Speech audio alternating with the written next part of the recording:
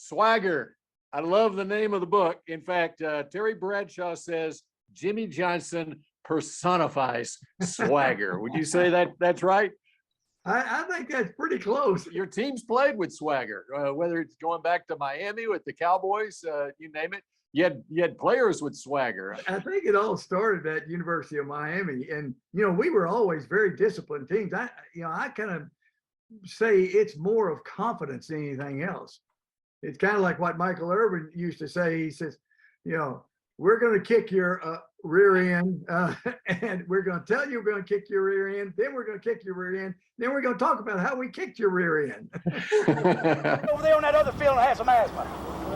You're on the wrong field to have asthma. I line my get out of here. Going back to those 90s Cowboys, it takes some swagger to call in to Randy Galloway's radio show a couple of days before the 1993 NFC Championship game and say, we will win the ball game. You can put it in 3-inch headlines. We will win the game.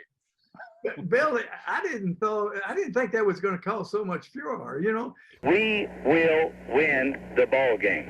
And you can put it in 3-inch headlines. We will win the ball game. Well, first of all, they asked George Seifert about it.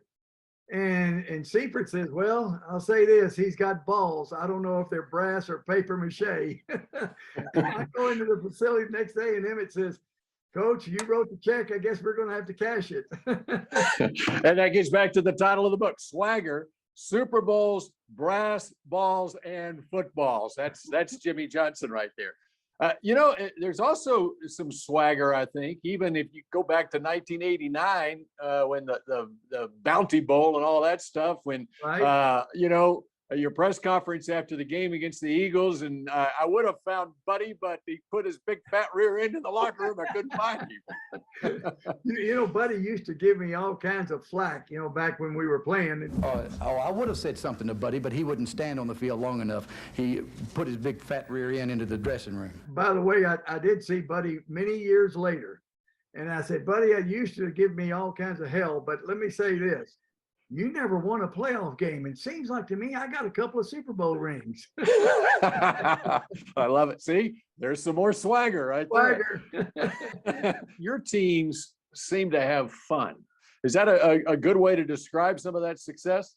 The one thing I wanted to do with all of our players, I wanted them to be enthusiastic. Obviously, I wanted them to be positive and confident, but the other thing is I want them to be individuals and kind of, show their enthusiasm and be excited about it. I didn't want them to throw it in the opponent's face, but by the same token, I think some of that enthusiasm and that excitement maybe intimidated some of our opponents. So how fun was it coaching for and working with Jerry Jones? It was exciting. We both were so busy. And in fact, that when he was buying the Cowboys, he told me, he said, listen, you handle all the football, I'll handle all the business and the finances. We'll go back to back and we'll make sports history, which we did. And, he was, working around the clock to pay off that loan those first 2 or 3 years. And of course, I was working around the clock to try to get off of 1 and 15. and so, we actually did, visit back and forth and talk about how we were doing things those first couple of years. And I think probably the fallout, Bill, was, we stopped talking as much as what we did in the early years. And as we stopped talking, I think the communication broke down. And, of course, that's when we had a little bit of a falling out. And you go into detail in it in the book, in fact, chapter 12 of the book, Jerry and Me. How many Super Bowls do you think you could have won if you had stuck around? Well, yeah, I've got a little swagger, so I think we'd have won a bunch more.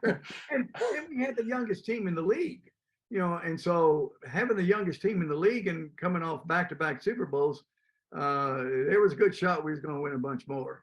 The falling out period, the divorce period there, which was March of 1994. We have not met, and I've got nothing to say. I mean, I look back at that, we didn't know what was going to happen next from day to day. I remember the day leading up to the final press conference. I mean, there were reporters that were lined up in the hallways. You were in your office. Jerry was in his office.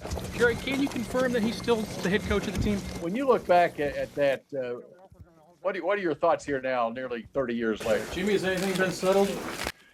Oh yeah, it had built up over the 2 years or so prior to the breakup that we were butting heads,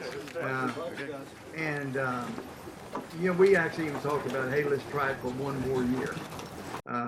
more year, and then we can go our different ways. But yeah, it ended up bad, maybe for the team, because I know Michael Irvin, he went bananas. All y'all, stay your asses out. Locker room off limits. Locker room off limits. I'm claiming them off limits. Everybody out. Jimmy, how much are you going to miss the Cowboys? I mean, now, is it sunk in yet? Oh, yeah, I'm going to miss him. Michael Irvin just left my office. I was going to say. Michael's going to be fine. How about you, Jimmy? Oh, I'll be fine. Even Troy Aikman, Troy and I are close friends, and Troy was having dinner here at my home back, 8 or 9, 10 years ago. And I could see he was still upset about it, even after that long a period of time. But it's just something that, had to happen because, like I said, we were butting heads. You say in the book, you love Jerry Jones, but there were some things you hated too, right? I said right off when you started the chapter, I said, people don't understand our relationship because I don't understand our relationship. And, I'm sure if I saw Jerry today, we would hug each other and laugh and cut up and tell old stories. But it's usually a day-by-day thing. Now, he has said publicly, even on the set there at Fox with you, that you're going into the Ring of Honor someday. Are you wondering whether that's really going to happen or not? Well, I said on the set, I said, while I'm alive. And so I don't know. I mean, obviously I'd be very honored, to go into the Ring of Honor, but that's Jerry's decision when and if he decides to do it.